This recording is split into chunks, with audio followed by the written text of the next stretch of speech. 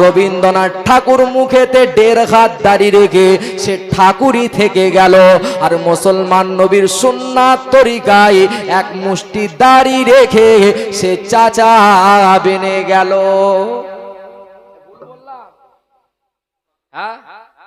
এ জামানায় চাচা আর দাদার মধ্যে চেনার উপায় শুধু দাড়ির জন্য পার্থক্য দেখা যায়।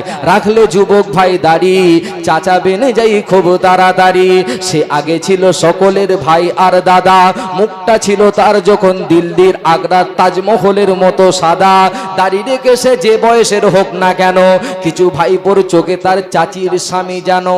ওই বয়সে দাড়ি যদি না থাকে সকলে বর্দা আর ভাই বলে ডাকে, হোক না 10 ছেলের বাপ। দাদা বলার জন্য বয়সটা হয়ে যাবে তার ছোট চাচার খাপ, আর চাচার উপাধি হয়ে যাবে বাবাজি চিরতরের জন্য মা। ভুল বললাম?